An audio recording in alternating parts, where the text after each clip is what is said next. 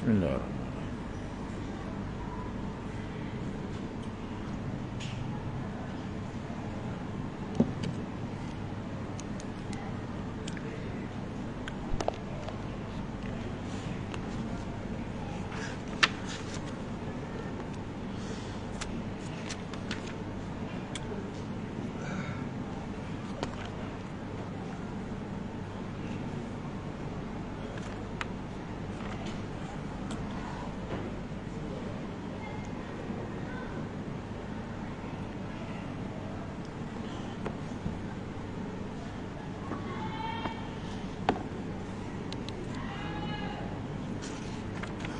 أعوذ بالله السميع العليم من الشيطان الرجيم. بسم الله الرحمن الرحيم.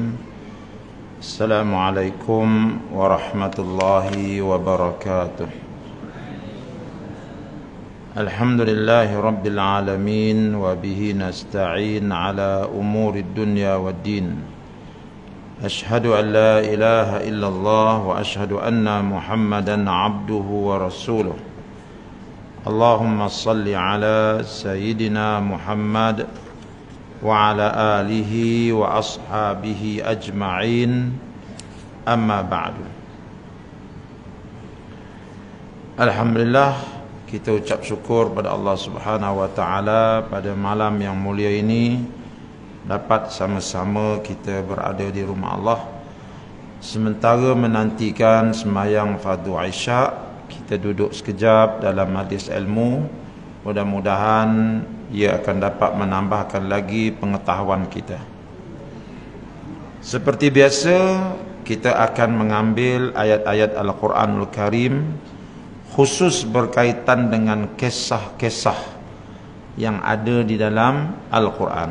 Dalam Al-Quran ni banyak kisah-kisah yang boleh kita baca, yang boleh kita ambil pengajaran-pengajaran yang bagus daripadanya.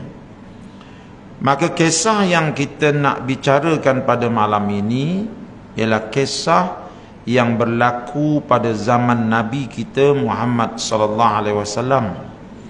Kisah ini diceritakan oleh Allah secara terperinci di dalam surah Al-Hasyr. Ya, dalam surah Al-Hasyr. Surah Al-Hasyr ni duduk dia pada juzuk yang ke-28, surah yang ke-59 daripada 114 buah surah yang ada dalam Al-Quran. Jadi surah Al-Hasyr ialah surah yang ke-59 daripada 114 buah surah yang ada dalam Al-Quranul Karim.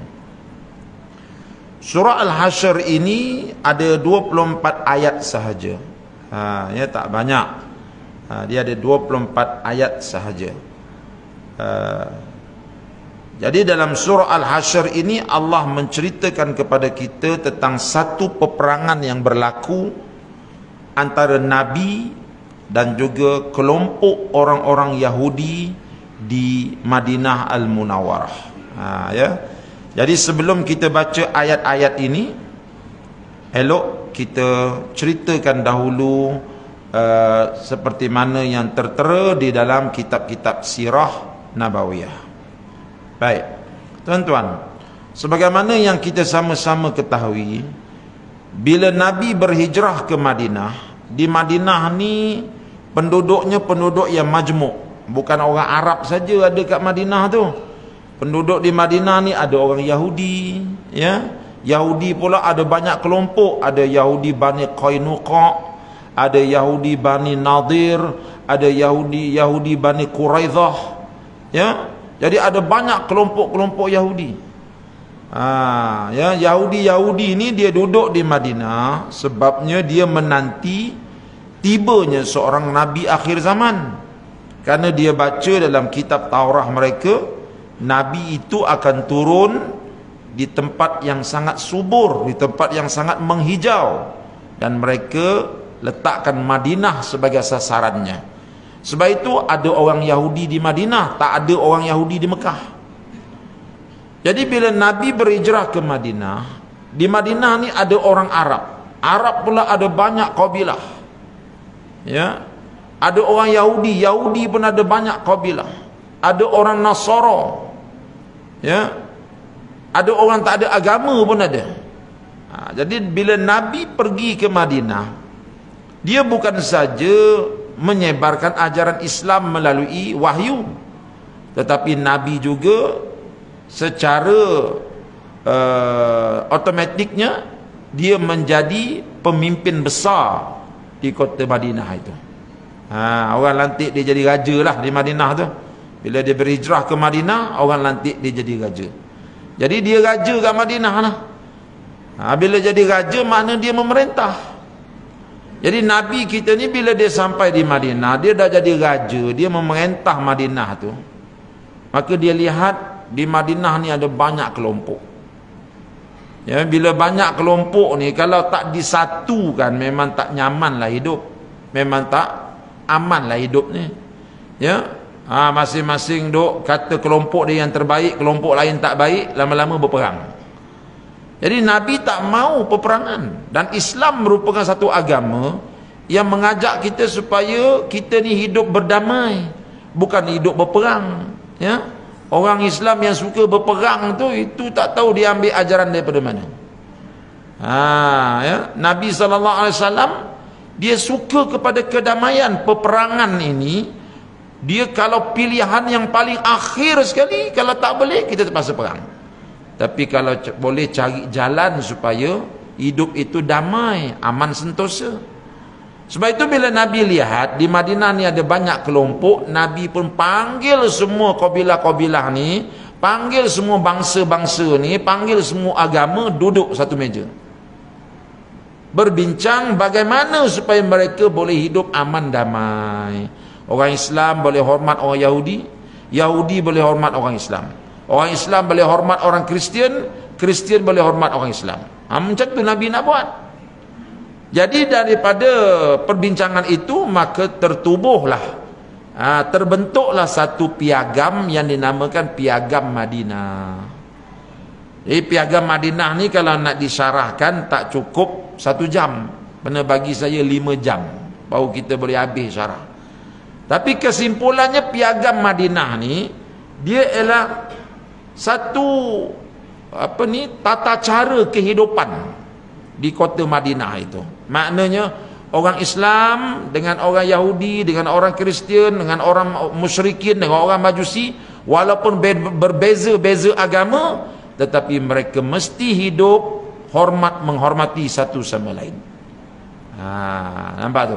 Nabi ajar mereka. Bahkan kalau ada orang Yahudi yang susah, orang Islam akan tolong. Kalau ada orang Kristian yang susah, Nabi akan tolong. Sebab mereka ini sudah hidup dalam satu negara. Begitu Nabi buat. Ya, bukan Nabi tengok ini kelompok ni Yahudi ni, jom kita tekan dia, jom kita bunuh dia. Tak, Nabi tak buat gitu. Walaupun berbeza agama, walaupun berbeza bangsa, Nabi ajak mereka hidup aman damai. Itulah kesimpulan isi Piagam Madinah. Ya. Jadi dalam Piagam Madinah ni mereka semua berjanji, setuju kita akan duduk di Madinah ni aman damai. Lakum dinukum waliyadin. Kamu agama kamu, kami agama kami. Kami takkan kacau agama kamu, kamu jangan kacau agama kami. Kita hidup aman damai. Kami buat masjid, kamu boleh buat kuil. Kami buat masjid, kamu boleh buat rumah ibadat kamu, tak ada masalah, boleh. Begitu Nabi bentuk negara Madinah. Ya, sama macam negara kita lah. Madinah ni lebih kurang sama macam negara kita lah, hidup berbilang bangsa. Cuma Nabi ini dia kawal rakyat dia supaya jangan ada yang resis, jangan ada yang timbulkan masalah-masalah perbalahan agama ataupun perbalahan kaum. Nabi jaga benda tu betul-betul. Ya, sebab benda ni bahaya. Ya, kalau kita tengok tuan-tuan, ni kita keluar daripada cerita ni lah, nak cerita Nabi ni, dia punya jaganya tak mau ada perbalahan kaum ataupun perbalahan agama ni, sampai Nabi pernah jatuhkan satu hukuman mati kepada seorang Yahudi yang khianat. Ya, Yahudi itu nama dia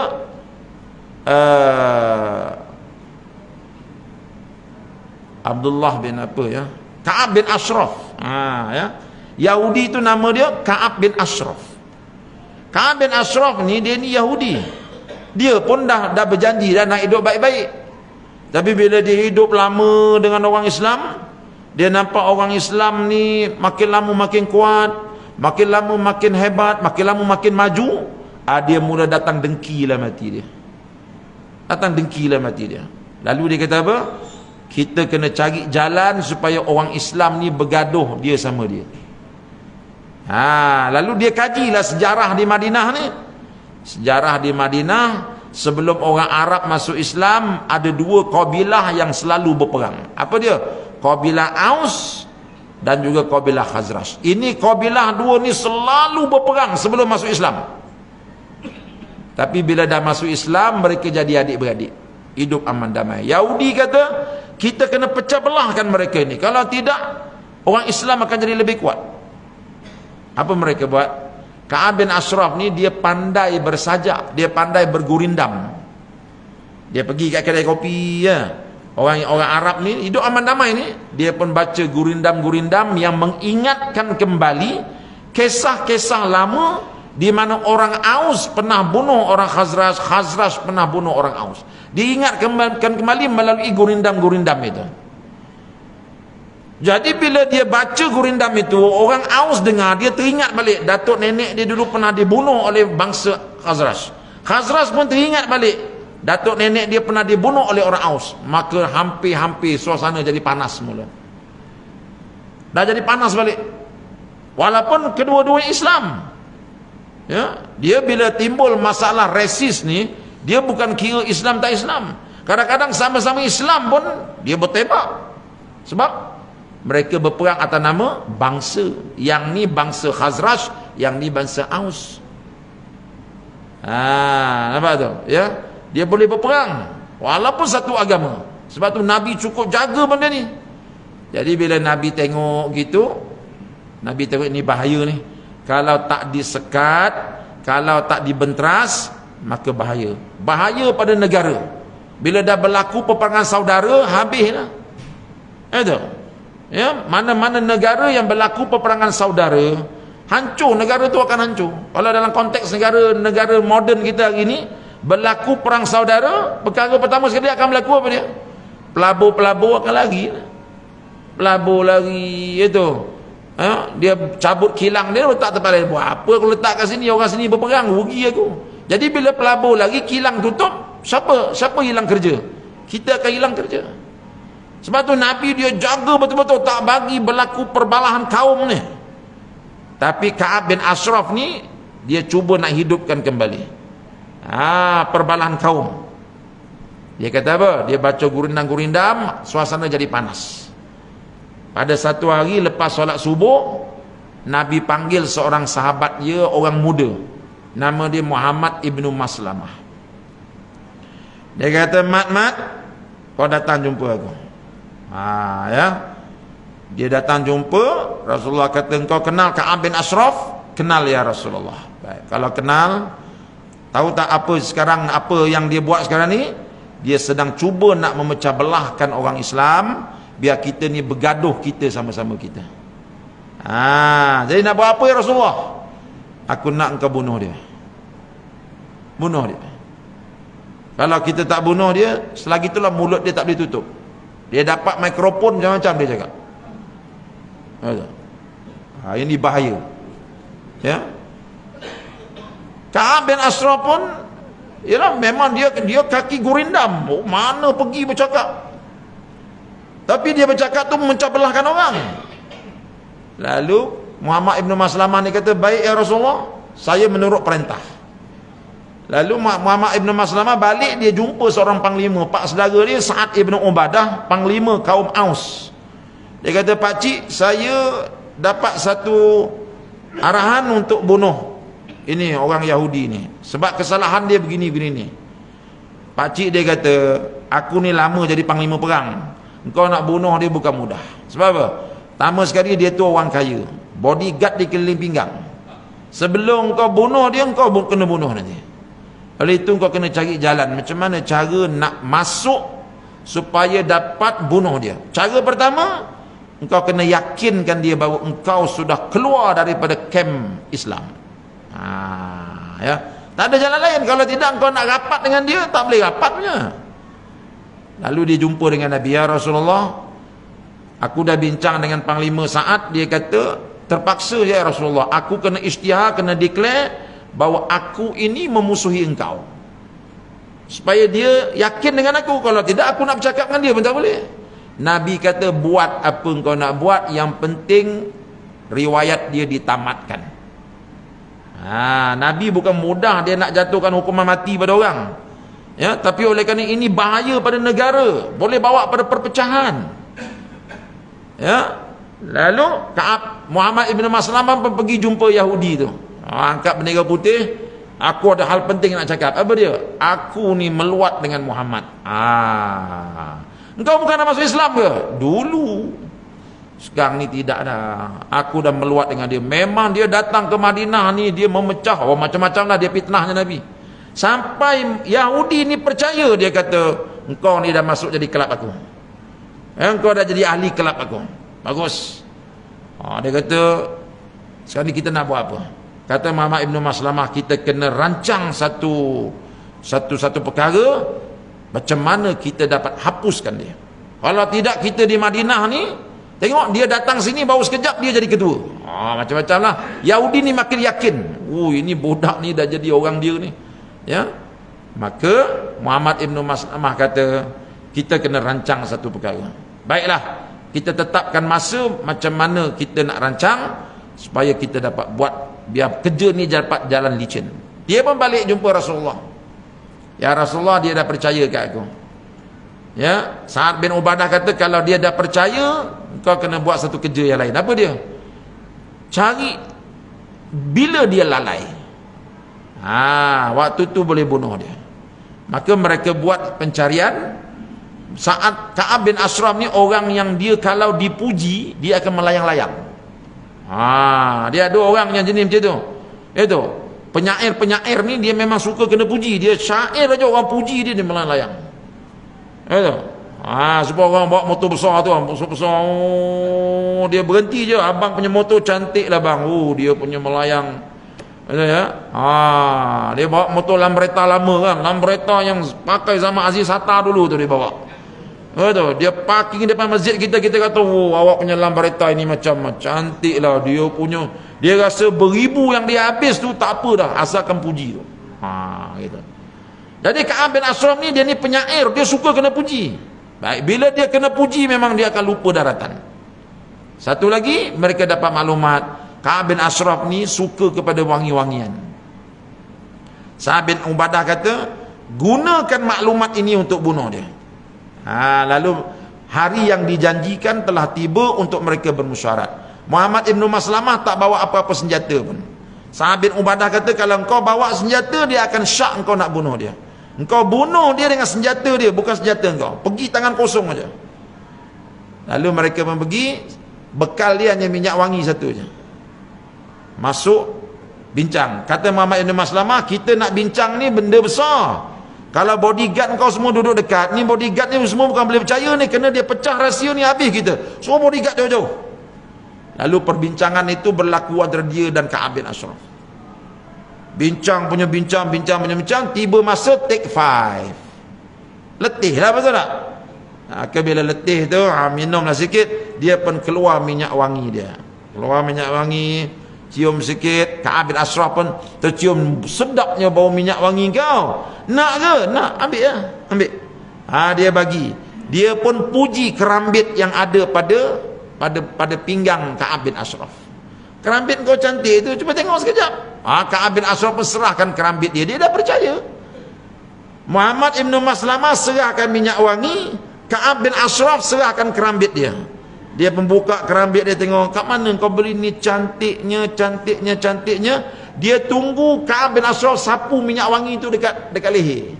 Bila sapu dekat leher, mata akan pandang atas. Dia pun tunggu, tarik.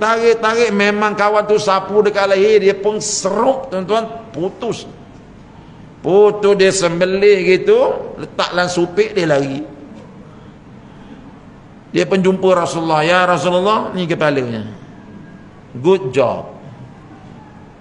Tapi tuan-tuan jangan pula buat benda ni. Ya, Nabi ni dia keluar arahan sebab dia presiden, betul tak? Dia ketua negara. Ya, dia punya penasihat keselamatan dia. Setelah dia ambil keputusan, tak ada jalan lain dah. Ini memang kena. Nak ceritanya bahawa tuan-tuan, Nabi memandang besar persoalan orang yang suka memecah belahkan masyarakat. Sebab dia menyebabkan negara akan jadi kucak-kacir. Cuma itu pendekatan Nabi, betul tak? Kita punya pendekatan tak payahlah macam tu. Pendekatan kita ni tak payah sampai membunuh, sebab kita bukan ketua negara. Kalau ada orang berceramah nak pecah belahkan masyarakat, kita tinggalkan majlis dia, pergi aja dia. Tak payah dengar. Besok tunggu saya pukul 9.45 di TV Hijrah, tajuk ceramah bahaya mendengar fitnah. Besok ada, saya dah bentang dah gitu kat sini kan. Esok 9.45 tunggu dekat TV Hijrah. Baik. Jadi Ka'ab bin Ashraf mati kena bunuh. Sebab apa? Sebab nak pecah belahkan masyarakat. Ya, jadi di sini tentang menunjukkan bahawa Nabi jaga negara dia. Dia sebagai ketua negara, dia jaga ni. Ya, sebab negara nak dibangunkan ni, tak boleh ada unsur-unsur yang boleh macam ni. Baik. Kita kembali kepada surah Al-Hasyr ni. Dalam surah Al-Hasyr ini, Nabi ini dia satukan semua bangsa dekat tu, semua agama bersatu. Tiba-tiba pada satu hari, Nabi pergi ke perkampungan Bani Nadir. Bani Nadir ni orang Yahudi. Dalam perjanjian piagam Madinah tu, mereka bersetuju untuk tolong menolong. Dulu-dulu ni antara perkara yang mereka tolong menolong ialah tolong menolong membayar diat. Diatnya apa dia? Diat ni kalau orang ni bunuh orang ni, kan, tiba-tiba mangsa tu mati, waris si mati kata tak apa, aku maafkan kau, tapi kau kena bayar diat 100 ekor unta. Nak cari 100 ekor unta, mana nak cari? Maka naklah dia punya keluarga tolong dia untuk lengkap dengan 100 ekor unta. Jadi keluarga, masyarakat, di dalam perjanjian itu mereka telah bersetuju untuk sama-sama membayar diat kalau ada orang yang terpaksa membayar diat 100 ekor unta. Jadi Nabi pun beritahu dia, Yahudi Bani Nadir, saya nak datang ke perkampungan awak, nak kutip dana sikit ni. Sebab apa? Kita kena sama-sama kumpul duit untuk tolong bayar diat. Sebab kawan ni dia ada kesalahan, dia kena bayar diat. Boleh tak? Yahudi Bani Nadir kata, datanglah. Itu, datang. Kita kumpulkan duit, kita sama-sama bayar diat. Manis mulut dia. Jadi bila mereka tahu Nabi nak datang, ya, mereka pun berkumpul. Panggil budak-budak muda ni tadi kami dapat call daripada Muhammad. Dia nak datang kat sini nak ambil diat. Jadi bila nak ambil diat dia mesti akan duduk mesyuarat dengan kita. Siapa di kalangan kamu berani naik atas bumbung, kita dudukkan dia dekat sini. Letak bantal, dia akan duduk situ. Naik atas bumbung tu, jatuhkan batu ketul besar. Biar batu tu jatuh atas badan dia, biar dia mati. Jadi itu pandangan ahli-ahli politik Yahudi. Orang-orang agama dia kata, engkau jangan buat macam tu. Dia orang-orang agama Yahudi ni, dia faham kitab Taurat, dia cegah lah. Dia tak turut sekali. Dia kata apa? Kau jangan bunuh, kau jangan rancang nak bunuh dia. Sebab apa? Sebab dia tu Nabi. Sebelum kau bunuh dia kan ada Jibril beritahu orang, lantak kau orang. Itu. Jadi orang agama dia dah tahu dah, jangan. Lagipun kita ada perjanjian damai dengan dia. Kita sekarang ni duduk Madinah dah okey dah. Boleh berniaga, boleh itu. Jangan buat kacau. Kalau kau bunuh dia, Jibril akan turun beritahu. Kau tengok lagi. Jadi orang-orang politik Yahudi tak percaya. Dia kata ini peluang ni. Dia datang sini, kita golekkan batu, dia mati ya. Mereka tak percaya cakap agamawan mereka. Lalu Nabi pun datang. Datang duduklah. Duduk, mereka pun mula naik ke atas nak jatuhkan batu. Belum sempat mereka naik, tuan-tuan, Jibril dah turun dululah. Jibril turun dah, ya Rasulullah, balik cepat.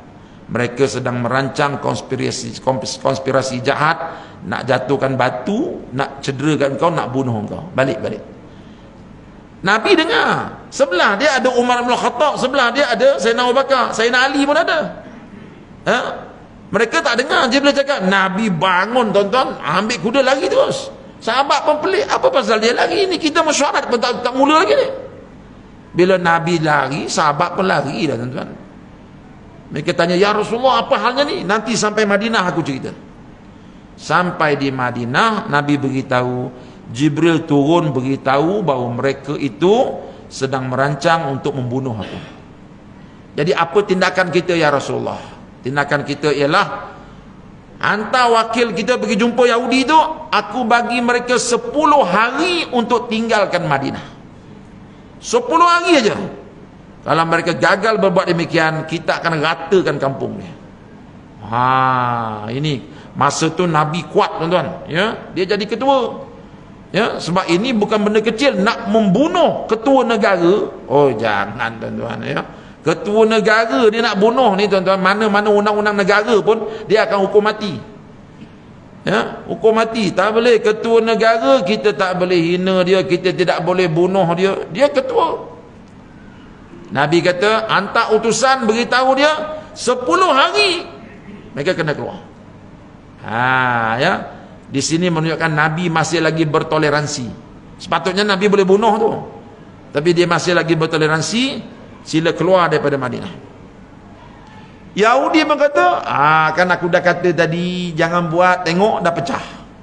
Aku dah kata tadi. Nampak tak? Jadi Yahudi dah ketakutan tuan, dah ketakutan. Masing-masing dah cari beg besar itu. Masing-masing dah cari plastik hitam, letak barang-barang, semua dia lipatnya dah. Nak lari ni. Beli beg besar-besar nak lari dah. Dah kena halau. Ya. Memang Nabi cari jalan nak halau Yahudi pun, dia memang cari jalan, tapi tak ada sebab, tak boleh buat. Tiba-tiba Nabi jumpa sebab ni, halau terus. Tapi kalau dia halau Bani Nadir, ada banyak lagi Yahudi kat situ. Bani Qainuqa ada, Bani Quraidah ada. Cuma Nabi halau seorang-seorang dulu. Ada kes dia halau. Jadi Yahudi pun sudah ketakutan, mereka setuju, baiklah ya Muhammad, kami akan keluar, kami dah buat salah, itu jangan serang kami. Ya. Tiba-tiba tuan-tuan, ketua munafikin, orang Arab munafik nama Abdullah bin Ubay bin Salul, dia kata apa? Dia pun hantar orang dia jumpa Yahudi, kau jangan keluar. Jangan keluar. Sebab apa? Kami akan support engkau. Kami ada 700 orang tentera akan bantu engkau. Jangan keluar, kita lawan Muhammad. Jadi Yahudi ni bila dijanjikan begitu oleh golongan munafik, dia jadi kuat balik lah. Tadi janji nak keluar lah. Tapi bila puak munafik kata kami akan tolong dengan 700 orang tentera, kita lawan Muhammad sampai habis, mereka pun beritahu Nabi kita, ya Muhammad, kami takkan keluar, kita akan berperang, engkau tak kenal kami siapa lagi. Nabi kata, okey, engkau menjual ya, engkau jual, aku beli. Nabi pun gerak tentera dia tuan-tuan, ya, ramai-ramai pergi berangkat ke perkampungan Bani Nadir. Bani Nadir ni tak ramai orang dia tuan-tuan, dalam 300 itu orang itu je orang dia. Dia tak ramai, cumanya dia punya kubu tu kuat. Diceritakan dalam Quran, kejap lagi kita baca. Kubu mereka memang kuat. Sebab Bani Nadir ni, mereka ni bukan ahli peperangan, tetapi mereka ni ahli bisnes.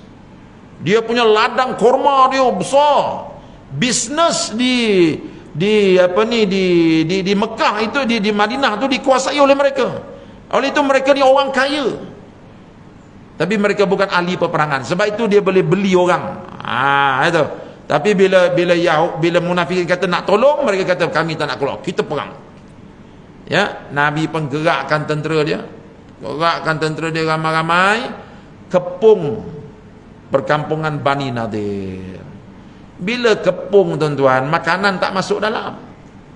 Dia boleh tahan berapa hari duduk dalam tu. Ya. Dalam tu bukan ada pokok ubi. Kalau pokok ubi ada, boleh gali ubi, makan ubi rebus. Bukan ada pun. Kangkung, mana ada kangkung hidup kat situ?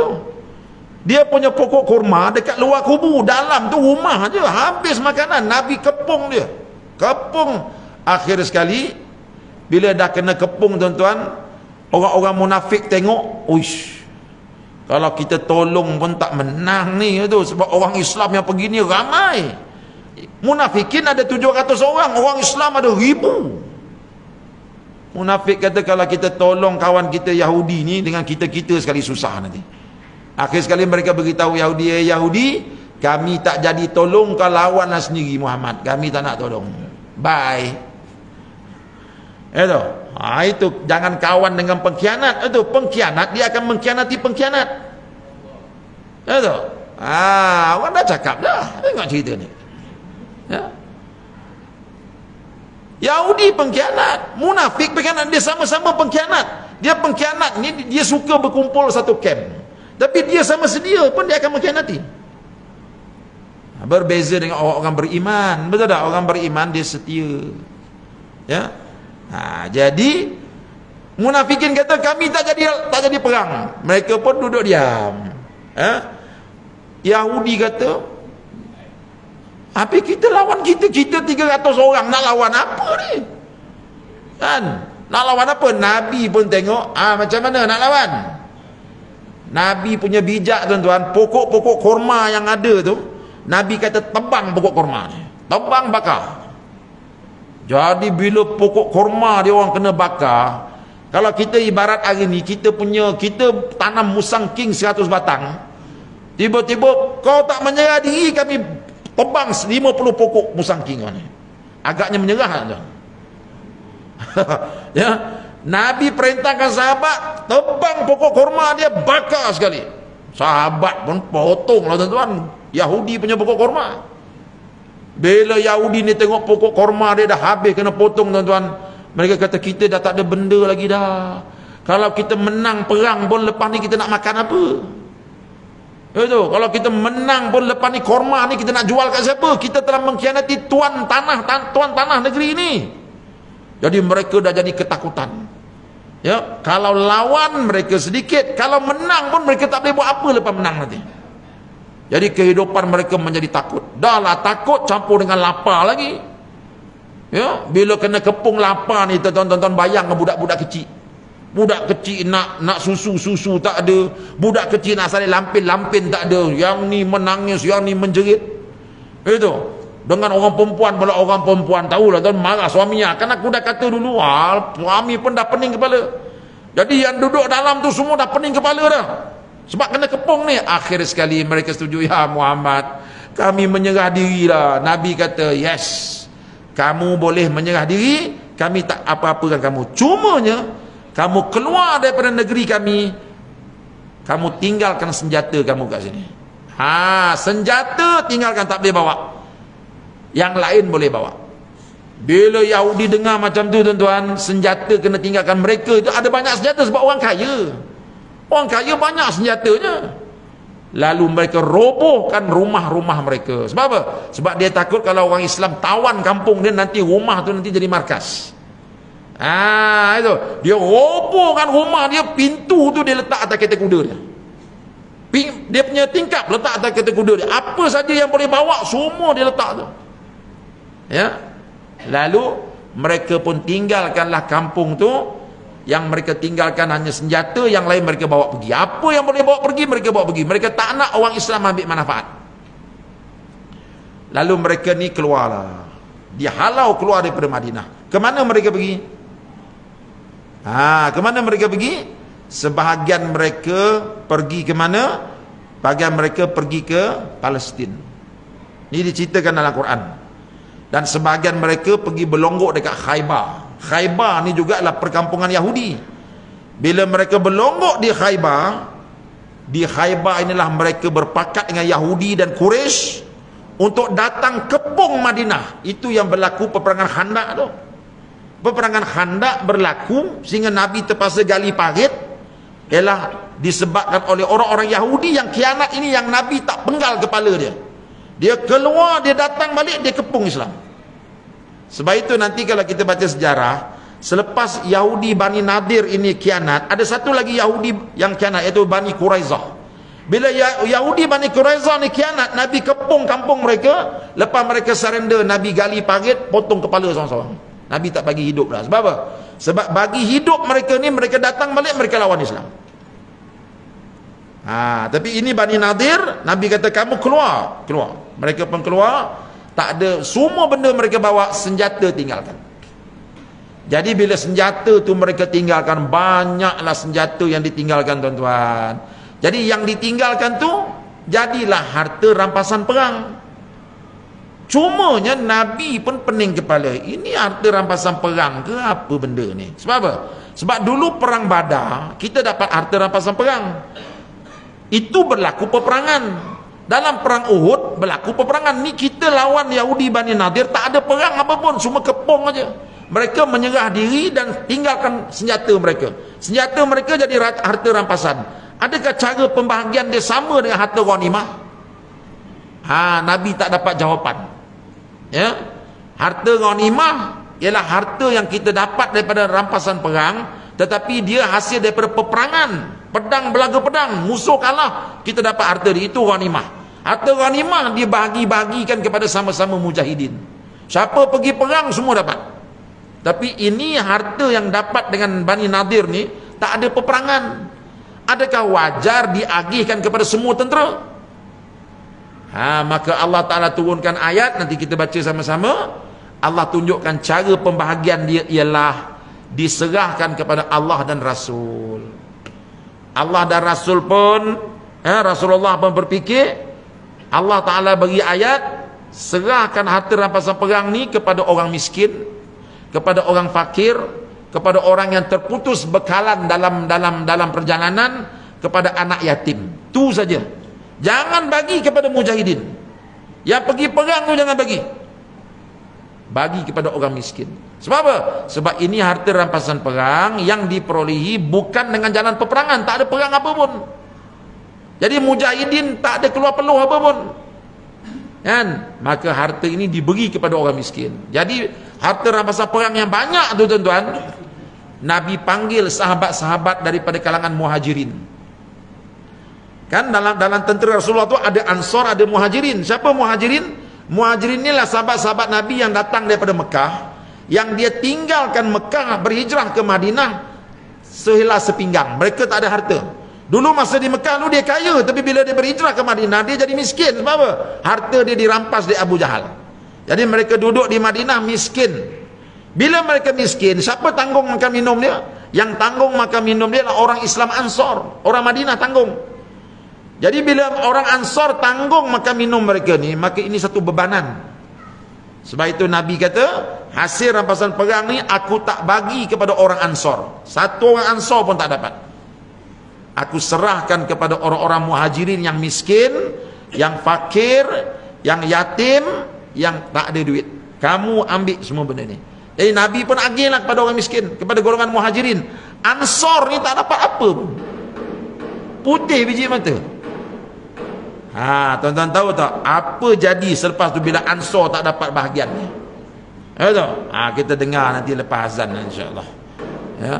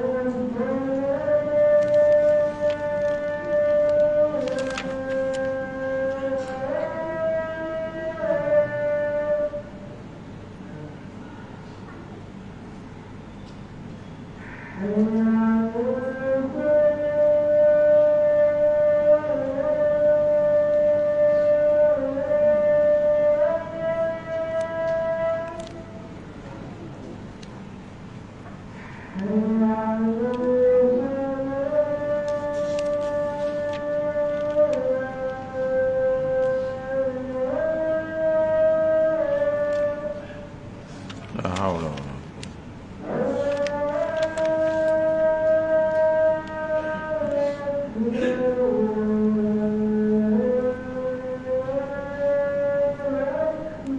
Allahu akbar.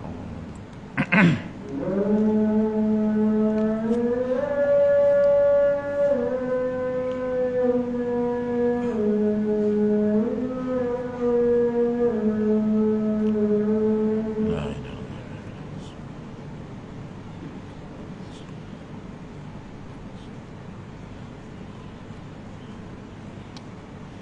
Sikit lagi. Jadi harta rampasan itu namanya faid. Nabi tak berikan kepada golongan Ansar sebab Ansar ni orang kaya-kaya. Nabi berikan kepada fakir miskin, iaitu kalangan Muhajirin, ya.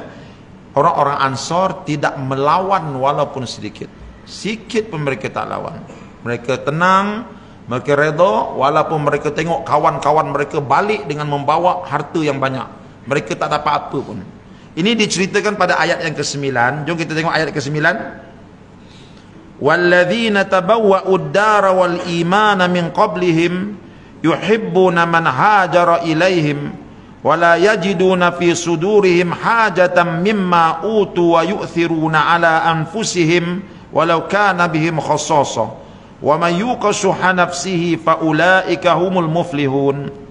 Dan orang-orang Ansar yang mendiami negeri Madinah serta beriman sebelum mereka mengasihi orang-orang yang berhijrah ke negeri mereka, dan tidak ada pula dalam hati mereka perasaan berhajatkan apa yang telah diberi kepada orang-orang yang berhijrah itu. Tak ada pun dalam hati mereka berhajat kepada harta rampasan perang yang diberi kepada kawan-kawan Muhajirin tadi.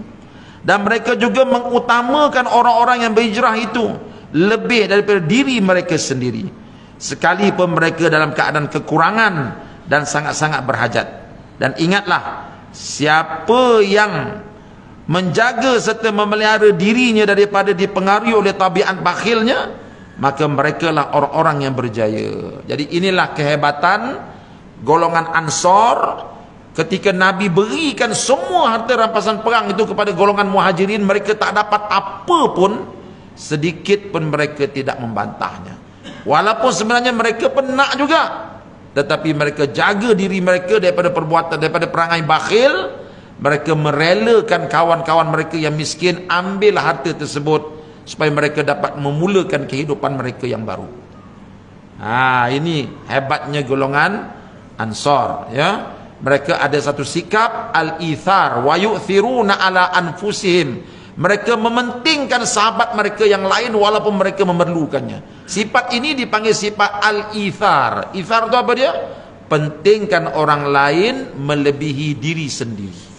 Ini sifat terpuji yang ada pada golongan Ansar, ya.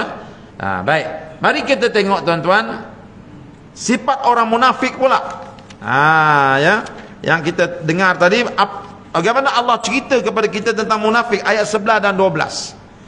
Alam tara ilal ladzina nafaqu yaquluna li ikhwanihimul ladzina kafaru min ahlil kitab la in ukhrijtum lanakhrujanna ma'akum wa la nuti'u fikum ahadan abada wa in qutiltum lanansurannakum wallahu yashhadu innahum lakadzibun la in ukhriju la yakhrujuna ma'ahum wa la in qutilu la yansurunahum wa la in nasaruhum la yuwallunna al-adbara thumma la yunsarun. Ini cerita orang munafik yang mengkhianati orang Yahudi. Ya. Tengok, tidakkah engkau melihat dan merasa hairan wahai Muhammad terhadap sikap orang-orang munafik itu? Mereka tergamak berkata kepada saudara-saudara mereka yang kafir dari kalangan kaum Yahudi, yakni Ahlul Kitab. Apa dia kata? Sesungguhnya kalau kamu dihalau keluar, sudah tentu kami akan keluar bersama-sama kamu, dan kami tidak akan tunduk taat kepada sesiapa pun untuk menentang kamu selama-lamanya. Dan kalau kamu diperangi, sudah tentu kami akan membela kamu, padahal Allah mengetahui dan menyaksikan bahawa sebenarnya mereka adalah pendusta. Nampak tuan-tuan? Ini janji orang munafikin. Wahai Yahudi, jangan keluar, kami akan tolong kamu, kita lawan Muhammad ni sama-sama. Padahal mereka juga pendusta, mereka juga pengkhianat. Ya, Yahudi khianat Rasulullah, munafik khianat Rasulullah, dua-dua pengkhianat. Ya, jadi bila dua-dua pengkhianat, sifat khianat tu ada dalam diri mereka. Yang bila pengkhianat ni dia tidak boleh lupa daripada pengkhianatan. Ya, jadi tuan-tuan, mereka janji, wahai Yahudi jangan keluar, jangan ikut cakap Muhammad, kita lawan, kami akan tolong. Baik, apa jadi? Cuba tengok ayat yang 11, ayat 12. Demi sesungguhnya jika orang Yahudi itu dihalau keluar dari Madinah, mereka yang munafik ini tidak akan keluar bersama-samanya. Dan demi sesungguhnya jika orang-orang Yahudi itu diperangi, mereka yang munafik ini tidak akan membelanya. Dan demi sesungguhnya jika ditakdirkan mereka membelanya sekalipun, sudah tentu mereka semuanya yang Yahudi dan munafik akan melarikan diri. Kemudian mereka tidak akan mendapat pertolongan. Pasti mereka tidak akan menolong golongan Yahudi ini. Tak akan dia tolongnya. Sebab dia tahu berperang ni, berperang sanggup mati ni orang yang ada pegangan hidup, orang yang ada pegangan akidah. Tu yang sahabat-sahabat berperang sanggup mati sebab kita ada pegangan akidah, mati syahid ditawarkan syurga. Munafik ni apa pegangan dia? Pegangan dia fulus. Fulus. Antara sebab orang munafik tarik diri, dia tak nak tolong orang Yahudi, sebab apa? Sebab dia lihat Nabi sudah membakar kebun orang-orang Yahudi. Pokok-pokok kurma tu Nabi potong. Bila potong, Yahudi ni menawarkan kepada mereka, wahai munafik, kalau kau tolong kami, hasil kurma ini setahun kami bagi pada engkau. Itu yang munafik sanggup tolong lu, sebab ada ganjaran di belakangnya. Tiba-tiba Nabi potong pokok kurma tu. Bila potong pokok kurma, bakar tuan-tuan, ya munafik kata, macam mana janji kau orang ni? Dah habis dah pokok kurma, kena tebas. Jadi kalau kami tolong kamu pun apa upah yang kami dapat? Jadi kalau tak ada upah, tak ada persen, tak jadi ya. Ini golongan munafikin. Ya. Dia kira persen. Ada persen kami tolong, tak ada persen kami tak mau tolong. Itu. Sebab itu jangan berkawan dengan pengkhianat. Itu. Nanti kita akan dikhianati. Ya, jangan. Ya, mereka ni kalau kita seperti melepaskan anjing yang tersepit. Kita lepaskan dia, nanti dia gigit kita pula. Ini terjadi. Pengkhianat mengkhianati pengkhianat. Yahudi khianat Rasulullah. Dia janji dengan Rasulullah apa dia? Dalam piagam Madinah, dia nak bangunkan Madinah bersama Rasulullah. Dia lawan Rasulullah, nak bunuh Rasulullah, dia khianat Rasulullah. Abdullah bin Ubay ni, dia berjanji dengan Allah dan Rasul, asyhadu an la ilaha illallah wa anna Muhammad Rasulullah. Dia janji nak tolong Rasulullah, tapi dia khianat Rasulullah. Sama-sama pengkhianat. Akhir sekali pengkhianat munafik mengkhianati pengkhianat Yahudi. Ya, Allah kata mereka takkan turun berperang punya, jangan takut. Kalau mereka turun pun mereka takkan berperang sepenuh hati. Sebab apa? Sebab mereka itu diikat dengan upah. Tak ada upah, mereka takkan buat kerja. Ya, ini dijelaskan dalam Al-Quran. Baik. Mari kita tengok pula cerita tentang Nabi potong pokok kurma tadi, ayat yang kelima. Ma qata'tum min linatin aw taraktumuha qa'imatan ala usuliha fa bi idznillah wal yukhziyal fasiqin. Mana-mana jua pohon kurma kepunyaan musuh yang kamu tebang atau kamu biarkan tegak berdiri seperti keadaannya yang asal, maka yang demikian adalah dengan izin Allah, kerana ia nak memberi kemenangan kepada orang mukmin dan kerana ia nak menimpakan kehinaan kepada orang yang fasik. Nabi tuan-tuan, asal-asalnya dalam setiap peperangan Nabi pesan kepada tentera, jangan potong pokok kurma. Pokok kurma, apa-apa pokok-pokok tak boleh dipotong. Gereja tak boleh diusik, kuil tak boleh diusik. Ini syarat berperang dalam Islam. Tapi mengapa Nabi potong pokok kurma ni? Pertama sekali dapat izin daripada Allah. Sebab apa Allah izinkan? Sebab pokok kurma ni sudah menjadi senjata kepada musuh. Yahudi menawarkan hasil kurma kepada munafik. Kalau tolong mereka, mereka akan bagi hasil kurma. Bermakna pokok kurma tu telah dijadikan senjata. Sebab itu Allah izinkan pokok kurma tu ditebang. Walaupun pada asalnya dalam peperangan Islam tidak boleh memusnahkan apa-apa pokok pun. Ya. Sebab juga dalam peperangan Nabi berperang dengan Yahudi di Khaybar. Dalam peperangan Islam dengan Yahudi Khaybar pula, Nabi potong dan bakar pokok kurma mereka. Sebab apa? Sebab pada malam hari mereka keluar daripada kubu mereka, mereka menyorok dekat pokok korma, daripada situ mereka panah orang Islam. Ramai sahabat yang syahid. Mereka buat serangan pada malam hari, berlindung bawah pokok korma, belakang pokok korma. Siang hari itu Nabi bakar pokok korma dia. Sebab pokok korma itu dah jadi senjata. Ini disebut dalam ayat yang kelima. Dan akhirnya tuan-tuan, ya. Cuba tengok ayat yang ke-6. Cerita tentang harta rampasan perang tadi. Wa ma afa Allahu ala rasulihi minhum fama aujabtum alaihi min khailin wala rikabin walakinna Allah yusallitu rusulahu ala man yasha wallahu ala kulli syai'in qadir.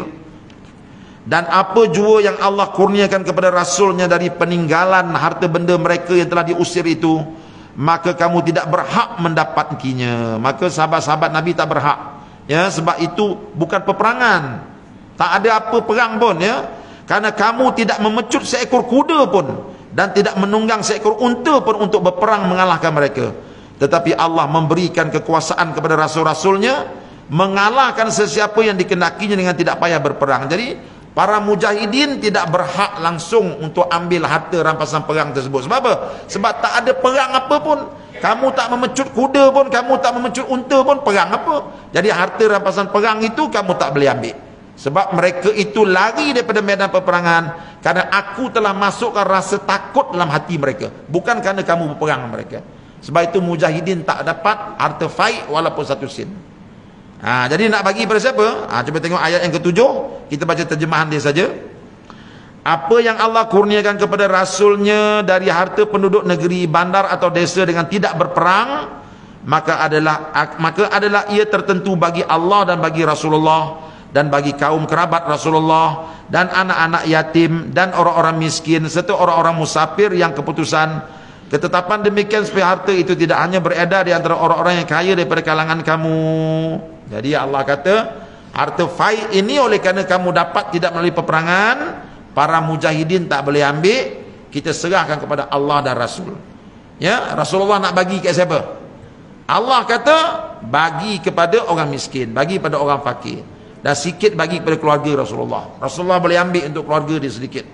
Ya, sebagai ketua negara. Jadi itu cara pembahagian dia. Baik. Jadi dalam cerita ini tuan-tuan, orang Yahudi Bani Nadir telah berjaya dihalau keluar. Mengapa mereka keluar? Mengapa mereka berjaya dihalau keluar? Adakah disebabkan peperangan? Tidak. Satu je sebab dia. Apa dia? Karena Allah telah meletakkan rasa takut dalam hati mereka. Cuba tengok ayat yang kedua. Ayat yang kedua Allah Ta'ala cerita pada orang Islam, "Hei orang Islam, Yahudi telah tinggalkan negara kamu. Kamu jangan sombong." Sebab apa? Sebab mereka itu keluar daripada kampung mereka. Kalau nak ikutkan, kamu tak boleh kalahkan mereka. Sebab apa? Mereka ada kubu yang kuat. Kalau nak ikutkan, kamu tak boleh tewaskan mereka. Mereka ada senjata yang banyak. Nampak? Tetapi mengapa mereka keluar? Kerana aku telah masukkan rasa takut dalam hati mereka, menyebabkan mereka hidup tak aman. Sebab tu mereka angkat bendera putih dan mereka serah diri. Cuba tengok ayat yang kedua. Allah terangkan hakikat dia. Dialah yang telah mengeluarkan orang-orang kafir di antara ahli kitab dari kampung halaman mereka. Dia, Allah yang mengeluarkan mereka, bukan para mujahidin, ya. Dialah yang telah mengeluarkan orang-orang kafir di antara ahli kitab dari kampung halaman mereka pada julung-julung kali mereka berhimpun nak memerangi Rasulullah. Jadi Allah kata mereka itu Allah yang keluarkan mereka. Kalau ikut adatnya memang orang Islam tak boleh menang juga. Ya, sebab apa? Sebab mereka tu kuat. Mereka itu kuat. Mereka ada senjata banyak, mereka ada duit banyak. Mereka kalau munafik tak tolong mereka boleh pesan tentera daripada tempat lain. Mereka boleh bayar. Sebab mereka ini kuat. Dalam peperangan Khaybar tuan-tuan, Nabi berperang lawan orang Yahudi di Khaybar. Khaybar ni orang Yahudi yang kaya raya. Mereka guna tentera upahan. Siapa tentera upahan dia? Orang-orang negro daripada Afrika. Masa Nabi serang, Nabi berperang dengan mereka, banyak orang negro dekat dalam tu yang jadi tentera upahan Yahudi. Sebab itu Nabi dia cerdik. Dia tawarkan kepada negro-negro ni, "Negro, kamu turun daripada kubu tu, serah diri, kami takkan apa-apa, kamu balik ke Afrika." Jadi popok negro ni pun fikir juga, ini orang Islam ramai ni, kita dah kena kepung. Itu Yahudi ni memanglah dia bayar kita, tapi kalau bayar pun kita dah khianat Muhammad. Muhammad dia ketua kat sini. Jadi negro-negro ni tuan-tuan, akhir sekali dia khianat tuan dia. Mereka pun turun serah diri, Nabi lepaskan mereka, dah balik Afrika. Balik, mereka jadi tentera upahan. Jadi bila negro dah tak ada tuan-tuan, Yahudi dekat dalam kubu tu habis, tinggal dia je. Yahudi ni perangai dia penakut.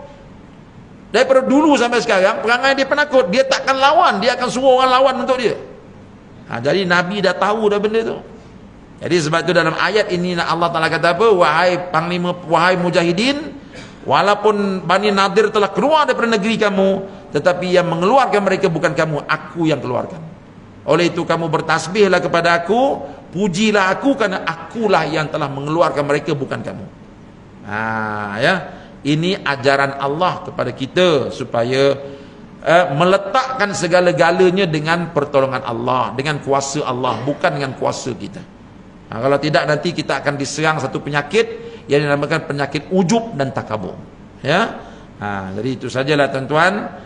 Cerita tentang surah Al-Hasyr yang sempat saya ceritakan kepada tuan-tuan, ya, sebab masa yang ada bukannya luas sangat, ada lebih kurang 45 minit saja untuk saya ceritakan. Jadi kita potong sana, kita potong sini, akhir sekali itulah yang dapat tuan-tuan dengar. Ya, oleh itu saya nasihatkan tuan-tuan, lepas ini balik rumah, buka suratul Hasyr dan baca balik surah ini daripada mula sampai akhir, supaya kita dapat jelas bagaimana Quran mengolah cerita ini sehingga dia dibaca oleh orang Islam sampai ke hari kiamat. Ya. Surah Al-Hasyr tuan-tuan khas untuk peperangan ini. Kita berasa pelik, mengapa Allah Ta'ala beria-ria merekodkan peristiwa Bani Nadir ini dalam satu surah? Apa istimewanya? Mesti ada keistimewaannya. Kalau tidak, takkanlah peristiwa ini direkodkan dalam suratul Hasyr. Satu surah cerita pasal mereka je. Kita dapat satu perkara tuan-tuan, apa dia? Bani Nadir ni kan Nabi halau dia keluar. Akhir sekali dia datang serang Islam balik dalam peperangan Khandaq. Inilah yang berlaku sekarang ni tuan-tuan. Yahudi telah dihalau keluar daripada kota Madinah. Habis dah, tak ada Yahudi dan Nabi dah halau keluar. Tapi sekarang ni mereka sudah datang balik ke Madinah. Mereka sudah datang balik ke Madinah. Yahudi-Yahudi yang dihalau keluar dalam ayat ini tuan-tuan, li awalil hasyr. Kalau tuan-tuan tengok dalam ayat ini, Allah Ta'ala sebut mereka itu dihalau keluar pada kali yang pertama. Mereka ini apa makna kali pertama? Bila mereka dihalau keluar, mereka semua pergi menuju ke Jerusalem. Ada yang menuju ke tempat lain, ada menuju ke sana sini, macam-macam. Dan mereka ini tahu bahawa Madinah itu ialah tempat datuk nenek moyang mereka. Dulu Bani Nadir pernah duduk di Madinah. Kami keturunan Bani Nadir. Dulu Bani Qainuqa pernah duduk di Madinah. Kami Bani Qainuqa. Sekarang Yahudi satu dunia tuan-tuan. Setelah mereka ambil Jerusalem, mereka ambil Palestin, mereka nak ambil Madinah Al-Munawwarah pula. Sebab apa? Sebab Madinah Al-Munawwarah dulu ialah kampung mereka. Jadi sebab itu kita tengok percubaan-percubaan sudah pun berlaku sekarang ini. Ya, mereka semakin hampir untuk mendapatkannya. Kita tengok kerajaan Saudi pun dah banyak berubah. Ya, mereka sudah pro Israel sekarang ini.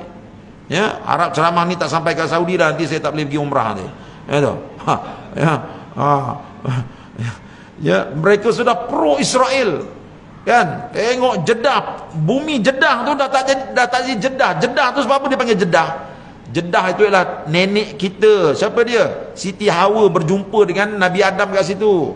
Situ cerita dia. Tapi Jeddah sekarang ni sudah jadi, ya Allah, ya, sudah jadi apa pun. Ya, kita pergi ke Taif. Taif tuan-tuan, sepatutnya bila kita pergi ke Taif ni, semangat jihad kita akan membara. Sebab apa? Sebab Taif ni tempat Nabi kena baling dengan batu ketika dia berdakwah. Itu sejarah dia. Kita pergi Taif, masuk aja Taif, kita boleh tengok wet world berlambak-lambak sana. Orang Arab pergi bergendam sana, bergendam kat situ. Habis semangat jihad semua dah tak ada, semangat bergendam jadi badak sumbu. Habis. Nampak tuan? Ini kerja Yahudi. Ya, tengok dia punya raja pun sudah dikuasai oleh Yahudi. Mereka ada sekarang ni Yahudi sudah dibenarkan masuk ke Jeddah. embassy Yahudi pun nak dibuka di Riyadh sekarang ni. Ya, ini petanda-petanda bahawa Yahudi ini sudah sedar bahawa sejarah datuk nenek moyang mereka dulu, datuk nenek moyang kami pernah duduk di Madinah. Di sebelah Masjid Nabawi itu rumah datuk nenek kami nak ambil balik. Sebab itu mereka akan masuk balik ke Madinah.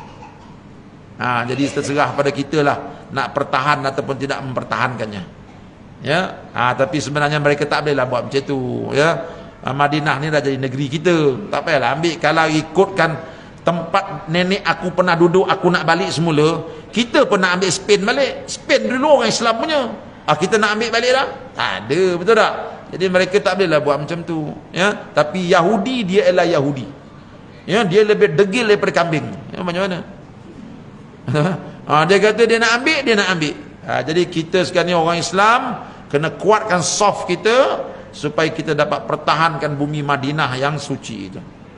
Ya. Jadi ini Bani Nadir. Nanti kalau jumpa lagi sekali kita akan baca pula kisah Yahudi yang lain, Yahudi Bani Qainuqa pula. Lepas Qainuqa kita baca Yahudi Bani Quraidah pula. Semua ni ada cerita sehingga Nabi dapat halau semua Yahudi ni keluar daripada Madinah. Ya. Itu sajalah tuan-tuan untuk pertemuan hari ini. Kita jumpa lagi bulan depan dalam cerita Yahudi-Yahudi yang lain pula yang bertapak di bumi Madinah. Aku lu qauli hadza wa astaghfirullahal azim li wa lakum. Assalamualaikum warahmatullahi wabarakatuh. Bismillahirrahmanirrahim. Alhamdulillah wassalatu wassalamu ala Rasulillah wa ala alihi wa ashabihi ajma'in. Allahumma nawwir qulubana bi nuri hidayatika kama nawartal arda binuri syamsika abadan abada. Ya Allah, terangkanlah hati kami dengan cahaya hidayah darimu seperti mana engkau telah terangkan dunia ini dengan cahaya mataharimu. Rabbana atina fid dunya hasanah wa fil akhirati hasanah wa qina adzabannar. Walhamdulillahirabbil alamin.